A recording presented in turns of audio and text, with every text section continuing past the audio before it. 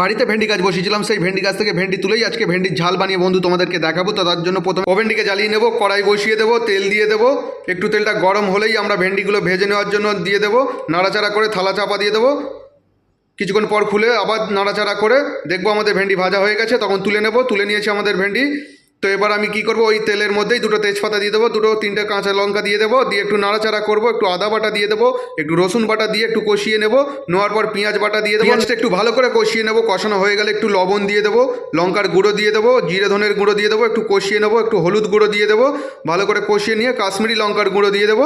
কষানো হয়ে গেলে একটু মরিচ গুঁড়ো দিয়ে দেবো। ভালো করে কষিয়ে নিয়ে আমি একটু পোস্ত বাটা দিয়ে দেবো। পোস্ত বাটা দেওয়া হয়ে গেছে, একটু টমেটো দিয়ে দিলাম, টমেটো সস দিতে পারেন, একটু কাঁচা তেল দিয়ে দিলাম। এবার ভালো করে একটু নাড়াচাড়া করে কষিয়ে নিয়ে আমি টক দই দিয়ে দিলাম। টক দইটা ভালো করে কষিয়ে নিয়ে বাটি ধোয়া জলটাও দিয়ে দিলাম। জলটা ফুটে উঠেছে, এবার ভেজে টাকা আমি ভেন্ডিগুলো দিয়ে দিলাম।